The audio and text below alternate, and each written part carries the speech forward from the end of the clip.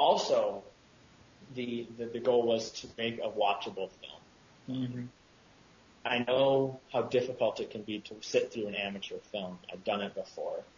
A lot of advisors will say, if you're going to make a film on your own, make a 5-minute movie, because anybody will give you 5 minutes of their time and not mind. Whereas you try to take 15 minutes to a half hour, if it's not good, they're going to hate it. Whereas if it's a 5-minute film and it's not good, they're going to say, oh, it was interesting, and they'll still say nice things because they're not going to be so irritated.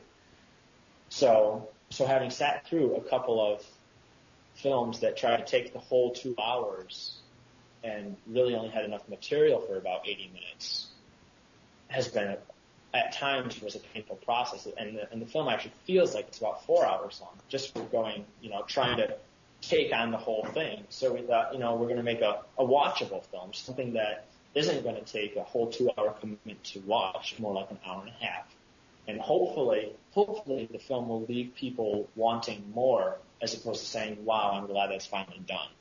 Mm. So that was, to a large extent, every aspect of the length that we're aiming for has been thought through, from the audience to the writing to the production to the budget, trying to figure out what length will work best for us. And so, obviously it just took me quite a while to explain it. It was a very lengthy discussion and process to even decide how long our script was going to be.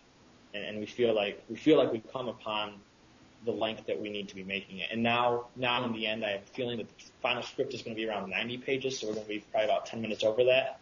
But I don't want to limit it so much that, we're pushing things as it is. So I have a feeling that we're not going to cut it down to full 80 pages. At the end, it'll probably run around 90. But even so, that's about the length of like a Pixar film or something like that. It's not a full epic 2.5 or 3 hour movie that we're going to sit people down in front of and say, you will enjoy this. Yeah. The idea is to keep it small enough so that we can do a good job. We recognize the fact that we're amateurs, but we still feel that we can do a good job. All right.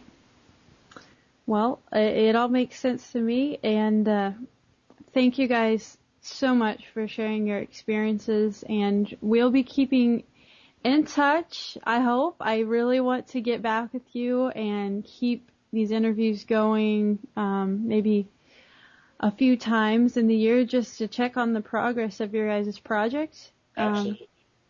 Sounds fantastic. It really sounds fantastic.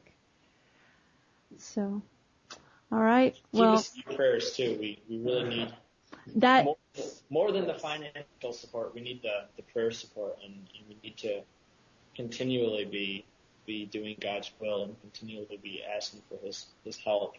That's something I need to ask you as well. Are there any? I know sometimes you have to be sensitive with confidentiality when it comes to film projects, but are there any just general or not confidential items that we can let people know about? Well, first of all, just the general attitude and the spirit of people on set is a real concern, because I know that in long hours people can get grumpy, and when people get grumpy, things just go downhill. So I think a major concern is just that we keep cheerful attitudes and that we keep a healthy, positive outlook on the project from start to finish, even after the 16-hour days when we all just want to die. On a smaller level, asking that people's hearts be open to help us out with equipment. Yes. We don't have the budget to pay full rental fees on equipment. We have good connections, and we've got a lot of friends with stuff that we're hoping we will get at reduced costs, and maybe they'll even allow us to use them for the 3 weeks. But that process is slightly intimidating to us, just asking people, part of it is just the humility for us to just ask people. And we found that generally people are willing to help, but still opening people's hearts to help us out. I still have fears about how we're going to house all the people that are coming, how we're going to feed them all. Hopefully our budget is now there for that.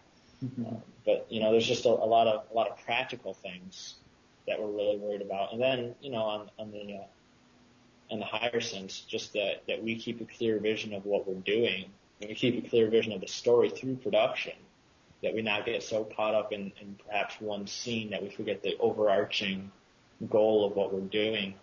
but that we continue to understand that this is in a sense, it's not our project. We've been given the privilege of being the stewards of this project, but it's not ours in the end. And we need to be reminded of that very often. We like to grab it with a very tight hold, and sometimes I feel like we're, in a sense, suffocating ourselves from what God really has to offer for us with it. So just the